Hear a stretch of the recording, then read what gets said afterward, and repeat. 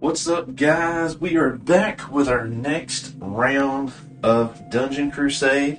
We had a great round last time around. Was super excited about that. We did complete our last Guardian quest, so now we're kind of on a countdown, which we'll see here in a second, to Celebration Day. And so we just got to last a few more rounds. We're gonna run around. We're gonna pick some stuff up. Here. Maybe try to do some mining while we've got an opportunity, and just kind of clean up some rooms to try to get some more loot and money before we're teleported out of the dungeon. So, with that said, let us start with the upkeep phase. Actually, before I do that, let me address one other thing. And it's funny because I actually started out doing this, and in the last few videos, I didn't do this. And Kanji Studios, who actually has done a playthrough, did a stream a little while back, and you can go check out his stuff. And Roger has some links out there as well in the Facebook group. In his videos, he talks about it. Traps. So when we have a trap, one of the things that I started out doing is I would look at the trap, right? So here's our trap token. I landed on it, and in the last video I was like, oh, we've got to do a trap. Well, you're actually supposed to flip it over. And sometimes it's a trap, and sometimes it's not. I forgot to do that. So when I went back and looked, I had the token set to the side because somebody pointed this out. The last two traps that I had done on myself were actually not traps at all.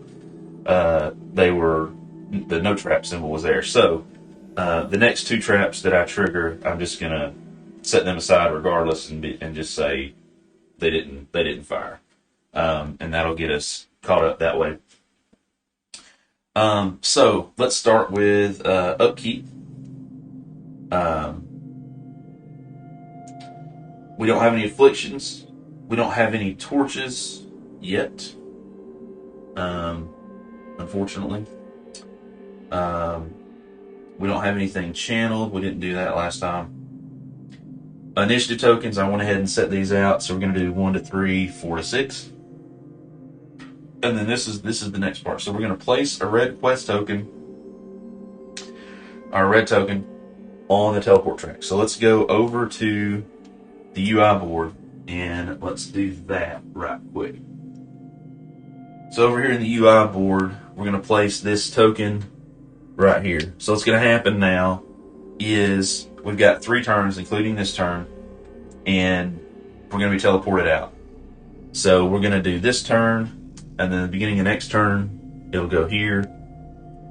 And then the beginning of the next round after that, it'll go here. And then during upkeep, boom, we get teleported out. Okay? So, we're on the countdown, which is awesome.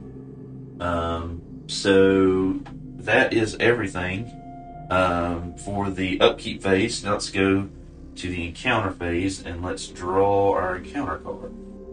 Alright, so here we are. We're going to draw our encounter. Let's see what we get. We get another interlude. A few heroes of the 2 heroes have discovered a chamber that seems to have been used as some sort of barbaric prison, judging from the skeletons chained to the walls. Okay. Wow. Here's the crazy thing. When I did the encounter deck, I laid it out, and I tried to put in the interludes kind of in equivalent places, and then to make sure they were evenly sort of distributed to begin with, and then I shuffled. So apparently my shuffling put them all together, which means we'll probably have a couple turns of rough stuff with my luck. Okay. That's cool. That takes care of the encounter phase. The Guardian phase, remember, we've completed our Guardian quest, so nothing happens during the Guardian phase. And we will go to our hero phase. So let's start with our hero, remember, our first 3 activations are going to be Carrick, Roam.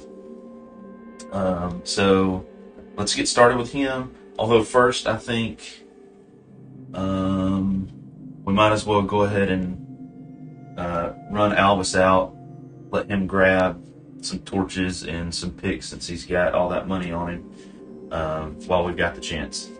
So yeah, let's go over there to the table and check out Albus. All right, I got Albus kind of zoomed out here because he's going to be doing a lot of running. So he's going to activate. He's got 2 actions. He's basically trying to run towards the entrance to get to town. It's a 4. He's got a 6 with that, so that's a 10. So 1, 2, 3, 4, 5, 6, 7, 8, 9, 10 for his first one. Then his next run, oh man, only an 8. 1, 2, 3, 4, 5, 6, 7. Literally just 1 short. That's hilarious. Okay, Carrick's next.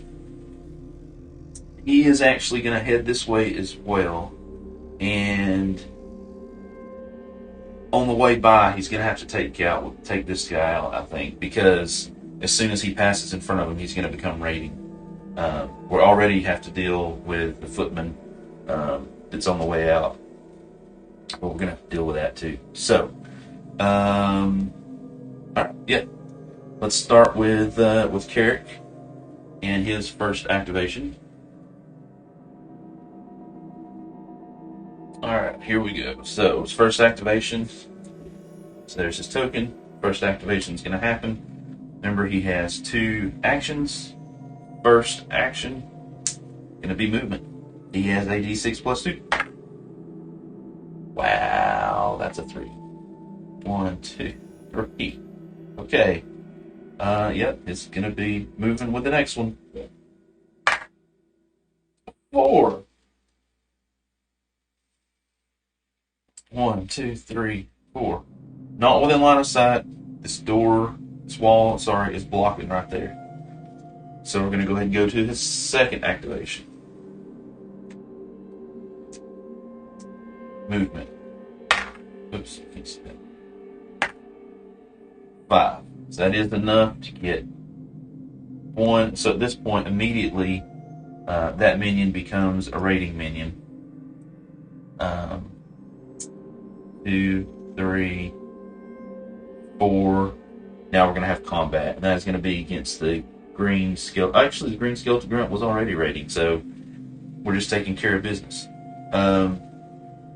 Cool. So that'll end out his second activation. No, that was his first. I'm going to put this out. What's his first? Yeah.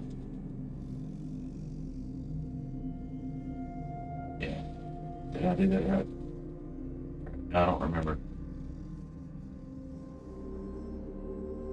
I think I moved him twice, so this will be the end of that activation. Yeah. So we're going to do combat with Skeletal Grunt, and let's see what happens. All right, here we are with our combat here, right? So this is a minion, remember, and with minions we are using Final Strike die, so we've got that, and we've got physical, mythical, and arcane. Interesting. And if we did get arcane and failed the roll, remember we're going to take an additional damage. Woo!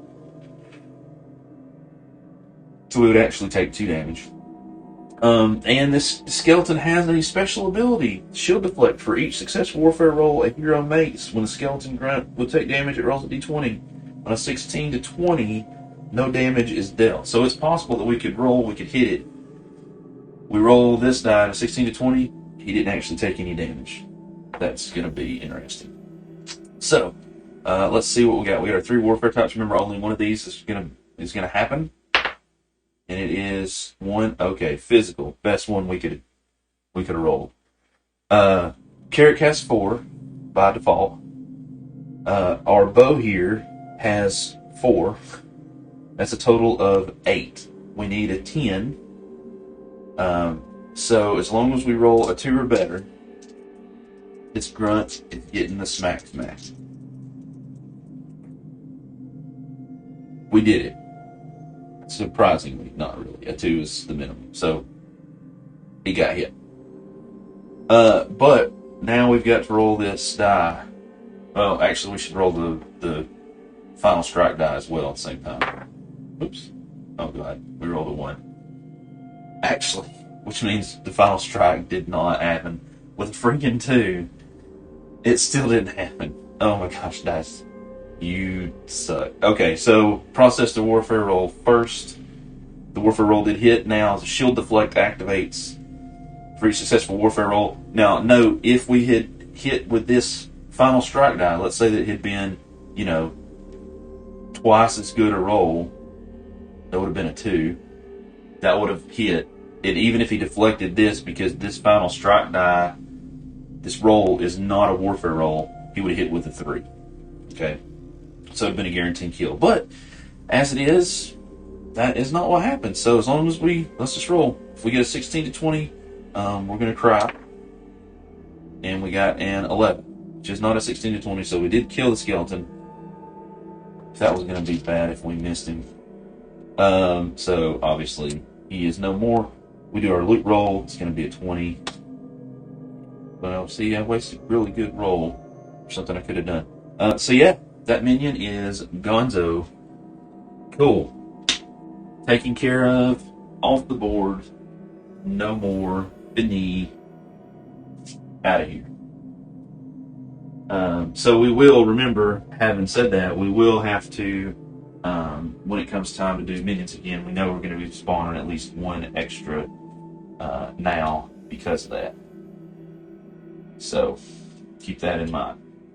Okay, cool. That was his second activation because his first activation was so horrible in movement. We're going to his third activation. Alright, here we go with his third activation. Get that off. There's his token for his third activation. He's going to do movement, and he's trying ultimately to get to. This is the exit tile, right? This is the siege tile. This is where they're going to exit. The footman is just right there, just in the room beside this one. So as long as we can get over there, we're relatively close. I don't think the footman is going to make it even with max movement out, so we'll be able to take him out next time. Well, 5, yeah, look at that. So 7 movement for Carrick. So 1, 2, 3, 4, 5, 6, 7. That was his first action. He still gets another move action and a 3. Classic. 1, 2, 3. Alright. So let's move this down just a little bit. Actually, that was his second action. Yeah. So he is poised to intercept that goblin footman when he comes around. So that takes care, actually, just that quick, that takes care of all of Carrick's actions and activations. Really horrible movement, basically. Okay, cool. So let's, yeah, let's go ahead and let's go to our battle mage and let's get her doing a little bit of mining and potentially grabbing a treasure chest. Alright, here we are with our battle mage, and all of her activations shall commence. So we're going to have our 2 actions. First activation, which is the 4th activation. First action is going to be, I think we're going to go down here to the mining. Is what we're going to do first. So, going to roll for movement.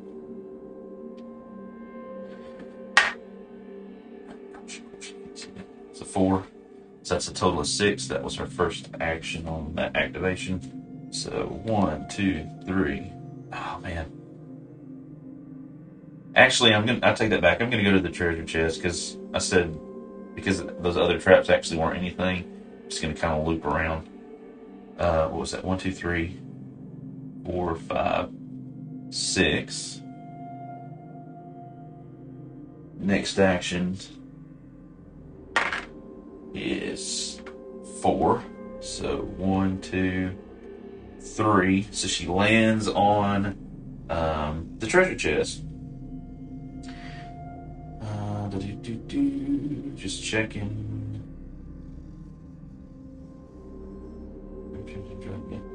So we moved on to the treasure chest, and remember that movement, right? We move on to the treasure chest and draw a card, and that's our whole action. So we're stopped. We have stopped there. So we're gonna take this treasure token. It's gone. And then we're going to swing over to the treasure deck and see what we draw. Alright, so here we go. Drawing from the treasure deck. Hopefully drawing something good from the treasure deck. Let's see what we get. Uh-oh, that does not look good. Doomclaw Scorpion. As you peer inside the dungeon chest, the Doomclaw Scorpion leaps at you. Test strength. If you fail, roll a d8. Result is damage taken. In addition, test arcane resistance. If this fails, you're stricken with an arcane affliction. Oh my god. Oh lord. Okay. Well, let's go back to her and do some rolling. Alright. So, let's process this. First thing we gotta do is a strength to crush it before it attacks. It's a 17, which means we need a 16 plus. And again, this is where that scalable difficulty card would come in handy, because this would be it's a 17. She has 1 strength, makes it a 16. That scalable difficulty, because she's level 1, would subtract another 6, which would be a 10, so she'd have a 50-50 chance. She'd have to roll real high to miss this. We were halfway there. Alright, so that is a fail. And then we roll a d8. We want a low number. 4 is not a low number. On a failed, the result is damage taken. Dang it. Well, guess what? She has 3 health. Now she has no health. Okay, well, you know what that means. This is a familiar place. Let's go on over to... Man, I shouldn't have done that. I should have played it safe. God, dang it. Let's go over to the UI board and up the terror. Because that's what happens when you die. Alright, here we are. Placed her here to get resurrected at a later point. Our terror level goes up by 1. And so I'm going to go ahead and do this. So one of the things that I talked about a couple episodes ago was that I may drop the terror level down. I kept the regular for monsters and all that stuff. I may drop the terror level down. Well, I think that's what I'm going to do. Because, number one, I feel like I've had horrible bad luck. But I want to be able to make it all the way through, at least to the 3rd quest table. If I die in the 3rd quest table, I suppose I die in the 3rd quest table. But I want to make it at least to that point so that I can show you guys, all the way through in a lot of this game, so you can see a lot more of what goes on and kind of how the game scales up. So with that being said, I think when I looked in the book, the terror level was for novice was down a couple more. So right now it is at 9. So I think what we're going to do is we're actually going to drop that down to 7, and then that will be where it stays. Now, that does mean that going forward, I'm going to have to be a lot more careful about what I do to make sure that I don't die and that I don't evade out of chambers or whatever. But I really do want to at least get to the third quest table so you guys can kind of see how this thing works and really have a chance to show off the whole game and everything that's in it. So we went up 1 for her death. We're going to drop it down by 2 for that. So that's where it's going to stay. And at this, basically, that's where we're at. Which actually ends the round rather quickly because, she is now off the board. So her other 2 activations can't happen. Awesome. Okay. So let's go down to the minions and let's check those guys out. See what happens with them. And I would note too that when she died, even if she had done like the arcane roll or the affliction check, she would not have. But that goes away when she dies, so she wouldn't come back with an affliction. So we don't have to worry about that. All right, cool. Let's go to the minions for the monster phase. All right, so here we are. Back at the minions, we do it. First thing we do is a check to see do we have 5. We don't, so we're going to draw another minion. So let's see what we draw. Let's be our 5th minion. Okay, it's the blue Skeletal Grunt. I guess he's angry that we took out his other buddy. So he's coming for some revenge. Grab his standee. So, boom, there he is. Let us roll to see where he is going to spawn in. Spawning in at 7, so I'm going to drop him over here on 7. Alright, and then next thing we're going to do is we're going to roll for rating. The Goblin Footman is already rating, so the Wraith, remember, D10, no. Orc Siegebreaker, yes. The blue Orc Siegebreaker, okay. The blue Shadow Servant, no. And the Skeletal Grunt that just really spawned, yes. Okay, well, that's going to be interesting. I can think we're going to be fighting at the gates for the next 2 turns. Alright, so put that token there. So that is now also a raiding minion. So we have 3 out of our 5 are raiding minions. Okay. Well, let's start processing some movements. So the Wraith is going to go first. Go in this order: Wraith, blue Orc Siegebreaker, red Footman, blue Shadow Servant, blue Skeletal Grunt. So yeah, let's go to the Wraith first. Alright. I'm going to leave these right here, actually, because the blue Orc Siegebreaker is there, the Goblin Footman is here, so we can do the next couple this way. So, the Wraith, remember, it is not raiding, so it's just going to do normal movement, but it is close to a spawn point skull pile, so let's go ahead and roll the patrol route for it. It's going to be blue. It's a 2 base d6 plus 3, so it is going to go a total of 5, and it's going to choose blue when it hits the skull pile. So 1, 2, 3, 4, 5. Remember, it does have shadow step, so a 16 to 20 does not shadow step.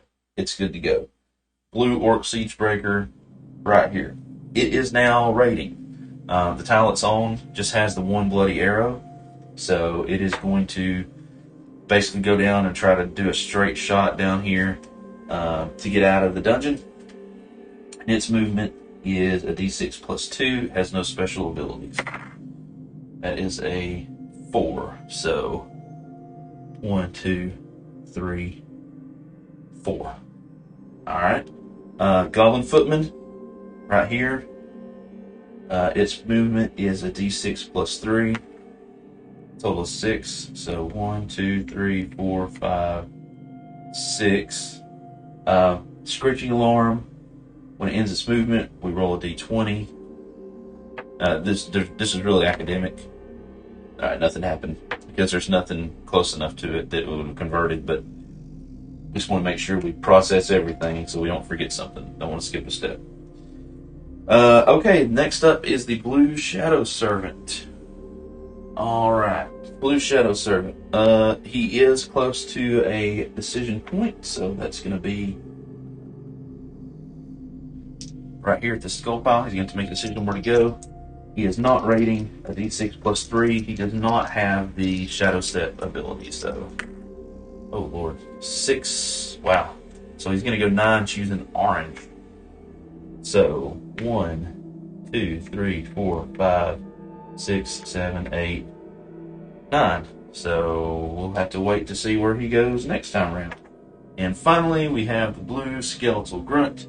Let's go over to the Blue Skeletal Grunt and see what he's going to do.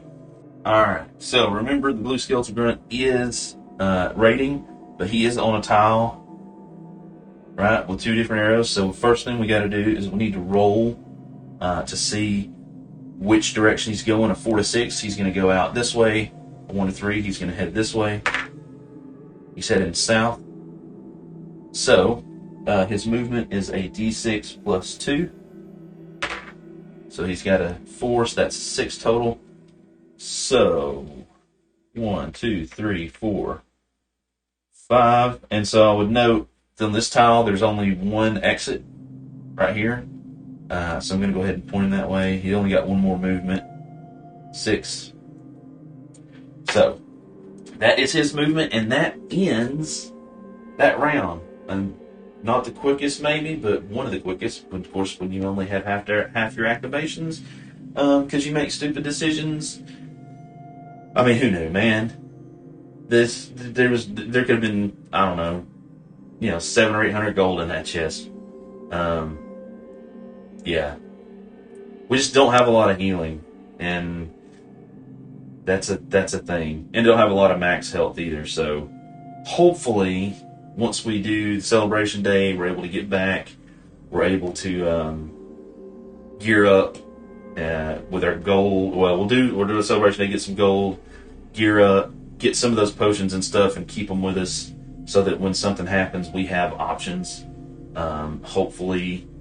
Hopefully that will help. I hope so. Because gosh, that was a rough first round. But this game is huge. There's a lot of stuff that I've messed up and gone back and fixed, but I hope that you are getting a good feel for the game and it makes sense and you see how amazing this game is. And look, Roger's been watching these and he hasn't said anything to me about, hey, you messed that up. He's enjoying the playthrough.